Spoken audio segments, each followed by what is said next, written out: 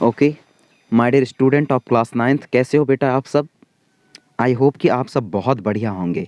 ठीक है, तो चैप्टर नंबर 10 डिस्कशन करने वाले हैं, ग्रेविटेशन। एक अच्छा सा वर्ड सुनने को मिल रहा है, ग्रेविटेशन। क्या है इस चैप्टर में और क्या कुछ हम पढ़ने वाले हैं, तो देखते हैं। In class 8 in chapter 8 and 9 we have learned about the motion of object and force as the cause of motion। हमने चैप्टर नंबर 8 और 9 में हमने मोशन के बारे में पढ़ा, ऑब्जेक्ट ऑफ मोशन के बारे में पढ़ा और फोर्स कॉज ऑफ मोशन के बारे में कुछ चीज़ें स्टडी की। We have learn that a force is needed to change the speed और the direction of motion of a object. हमने पढ़ा है कि जो फोर्स होती है उसकी ज़रूरत होती है कब? स्पीड में चेंजेस के लिए और डायरेक्शन ऑफ मोशन के लिए। We always observe that an object drop it from a height fall towards the earth. और हमने हमेशा देखा है या समझा है, ऑब्जर्व किया है कि जो ऑब्जेक्ट हैं वो ड्रॉप्ड होते हैं किधर? हाई फॉल से टूवर्ड्स द अर्थ। कोई भी चीज़ें जब ऊपर जाती हैं तब वे किधर की ओर भागे चली जाती हैं बेटा? अर्थ की ओर। क्यों? We know that all the planet go around us the sun. और अपन लोग ये भी जानते हैं कि जो सारे प्लेनेट हैं वह सन के चारों ओर चक्कर लगाते हैं। The moon goes around the अर्थ। यहाँ तक कि जो मून है वह अर्थ का चक्कर लगाती हैं। In all these cases there must be same force acting on the object. तो जितने भी अभी हमने केसेस देखे, एग्जाम्पल देखे, वह किस चीज़ के एग्जाम्पल दे रहे हैं बेटा? सभी में क्या है? एक फोर्स एक्ट कर रही है, काम कर रही है। The planet and on the moon, Isaac Newton could graft that the same force is responsible for all these force is called the gravitational force।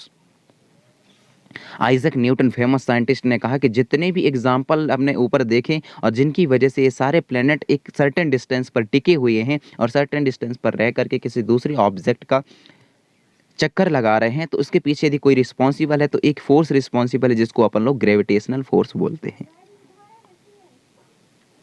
In this chapter we shall learn about the gravitation and the universe law of the gravitation.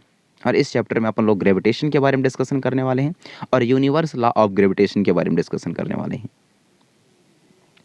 We shall discuss the motion of object under the influence of gravitation force on the earth. We shall study how the weight of a body varies from place to place. और अपन लोग साथ ही यह भी discussion करेंगे कि कैसे हमारी बॉडी का वेट जो है जगह परिवर्तन के साथ ही अलग अलग हो जाता है। We shall also discuss the condition of object to float on a liquid. और साथ में अपन लोग ये भी डिस्कशन करेंगे कि कोई भी ऑब्जेक्ट जो है फ्लोटिंग क्यों करती है लिक्विड के सरफेस पर।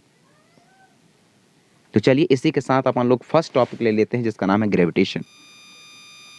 We know that the moon goes around the earth. अपन लोग सब जानते हैं कि जो मून है वह अर्थ के अराउंड चलती हैं। An object when thrown upward reach a certain height and then fall down toward.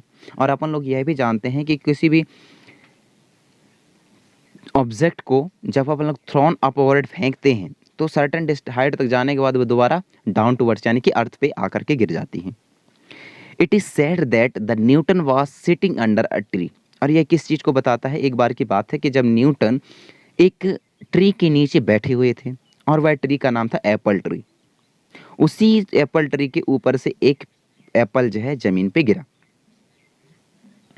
The fall of the Apple made Newton started thinking.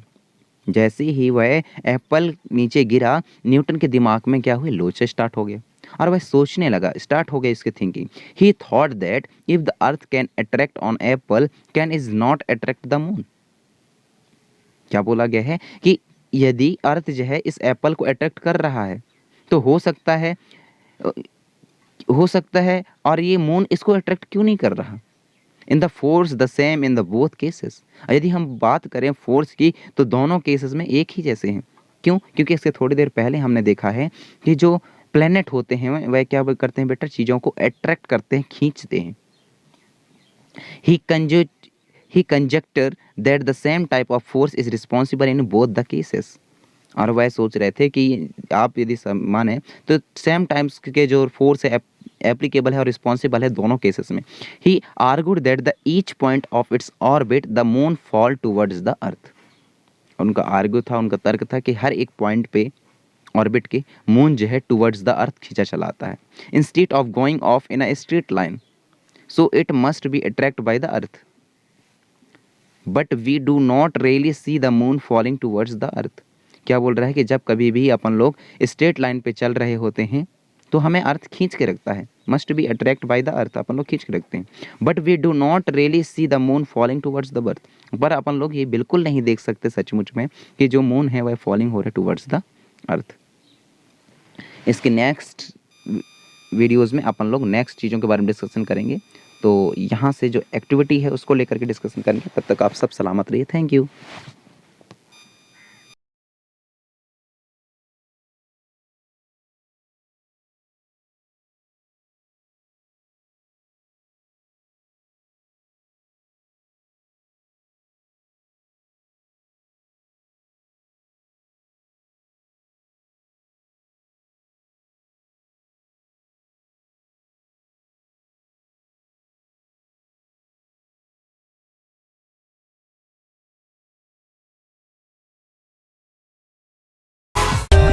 For more updates, subscribe to our channel, click the show links and enjoy watching the videos.